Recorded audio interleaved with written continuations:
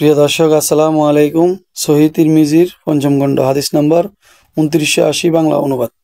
ইবনে আব্বাস রাদিয়াল্লাহু তাআলা আনহু হইতে বর্ণিত, তিনি বলেন, ওমর রাদিয়াল্লাহু তাআলা আনহু রাসূল সাল্লাল্লাহু আলাইহি সাল্লাম নিকট এসে বললেন, হে আল্লাহর রাসূল সাল্লাল্লাহু আলাইহি সাল্লাম, আমি ধ্বংস হয়ে গিয়েছি। তিনি বললেন, কিসে তোমাকে ধ্বংস করলো?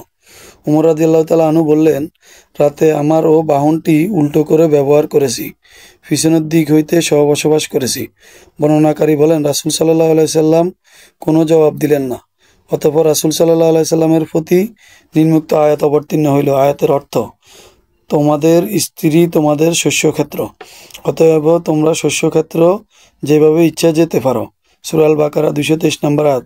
সামনের দিক হইতে অথবা পিছনের দিক হইতে জননীন দিয়ে সঙ্গম করতে পারো, তবে মলধারে অথবা ও হাইজ অবস্থায় সহবসবাস থেকে বিরত থাকো। হাদিসটি হাসান। আদাবু জিফা কিতাবে 28 ও 29 রয়েছে। আবু ঈসা হাদিসটিকে হাসান বলেছেন। প্রিয় দর্শক, আসসালামু আলাইকুম। সহি তিরমিজির পঞ্চম খণ্ড, হাদিস নাম্বার 2979, বাংলা অনুবাদ। উম্মু সালামা রাদিয়াল্লাহু তাআলা আনহা হইতে বর্ণিত, তিনি বলেন, তোমাদের স্ত্রীগণ তোমাদের শস্যক্ষেত্র স্বরূপ, অতএব তোমরা তোমাদের শস্যক্ষেত্রকে যেভাবে ইচ্ছা সেভাবে তোমরা ব্যবহার করতে পারো, বা তাদের কাছে যেভাবে ইচ্ছা সেভাবে তোমরা যেতে পারো। সূরা বাকারা 223 নম্বর আয়াত। এই আয়াত প্রসঙ্গে নবী সাল্লাল্লাহু আলাইহি সাল্লাম বলেন, অর্থাৎ একই রাস্তা ও জননন দিয়ে সহবসবাস করবে, মলত্যাগের রাস্তা নয়। হাদিসটি সহি। আদাবু জিফাতে 27 এবং 28 নম্বর রয়েছে। আবু ঈসা হাদিসটিকে হাসান বলেছেন। প্রিয় দর্শক, আসসালামু আলাইকুম। সহি তিরমিজির পঞ্চম খণ্ড, হাদিস নাম্বার 2978, বাংলা অনুবাদ। ইবনে মুনকাদির রহমতুল্লাহ আলাইহি হইতে বর্ণিত, তিনি জাবির রাদিয়াল্লাহু তাআলা আনহুকে বলতে শুনেছেন, ইহুদিরা বলতো, কোনো ব্যক্তির স্ত্রী পিছন দিক হইতে তার ও জননন দিয়েও সহবসবাস করলে সন্তান হয় 13 চোখ বিশিষ্ট। এই বিষয়ে প্রসঙ্গে এই আয়াত অবতীর্ণ হয়, তোমাদের স্ত্রীরা তোমাদের শস্যক্ষেত্র, কাজে তোমরা তোমাদের শস্যক্ষেত্র যেভাবে ইচ্ছা যেতে পারো। সূরা আল বাকারা 223 নম্বর আয়াত। অর্থাৎ স্ত্রী একজন স্বামীর জন্য হালাল ও বৈধ, যেইভাবে ইচ্ছা সেইভাবে স্ত্রী সঙ্গম করা ইসলামে বৈধ এবং কোরআনে আয়াত। সূরা বাকারা 223 আল্লাহ তাআলা নির্দেশনা দিয়ে দিয়েছেন। হাদিসটি সহি। ইবনে মাজাতে 1925 এবং বুখারীতে 4528 নম্বর রয়েছে, এবং সহি মুসলিমে হাদিসটি রয়েছে। প্রিয় দর্শক, আসসালামু আলাইকুম। সহি তিরমিজির পঞ্চম খণ্ড, হাদিস নাম্বার 2977, বাংলা অনুবাদ।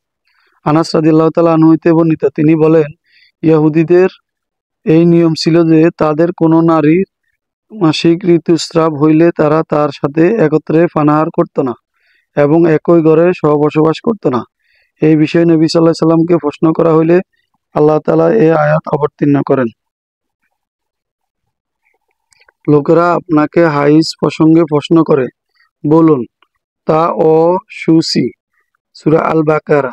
তখন ও রাসূল সাল্লাল্লাহু আলাইহি সাল্লাম তাদের সাথে যথারীতি একত্রে পানাহার ও এক ঘরে বসবাসের নির্দেশ দেন, শুধু সহবসবাস প্রসঙ্গ ব্যতীত এটিকে হারাম করেছেন। এতে ইহুদিরা বলল, এই লোকটি আমাদের একটি কাজের বিষয়ে বিরোধিতা না করে ছাড়ছে না।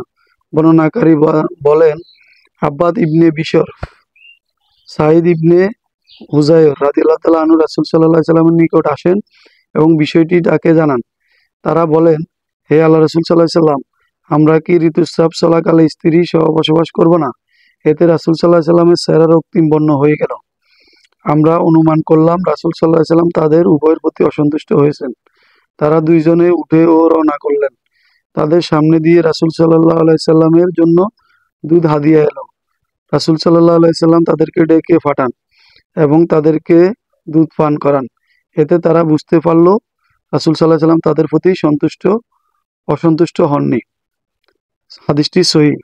আদাবু জিফা কিতাবে 46, সহিহ আবু দাউদ কিতাবে 250 নম্বরে রয়েছে। হায়েজ নেফাক অবস্থায় একসাথে বসবাস করা যাবে, থাকা খাওয়া করা যাবে, কিন্তু মিলামেশা করা যাবে না, এটা হারাম, কোরআনের নির্দেশ। প্রিয় দর্শক, আসসালামু আলাইকুম। সহি তিরমিজির পঞ্চম খণ্ড, হাদিস নাম্বার 2976, বাংলা অনুবাদ। আয়েশা রাদিয়াল্লাহু তাআলা আনহা হইতে বর্ণিত, তিনি বলেন, রাসূল সাল্লাল্লাহু আলাইহি সাল্লাম বলেছেন, ভীষণ কলহপ্রিয় লোক আল্লাহ তাআলার নিকট সবচাইতে ঘৃণিত। ঝগড়া বিবাদ যে কলহ করে সে আল্লাহর নিকট ঘৃণিত।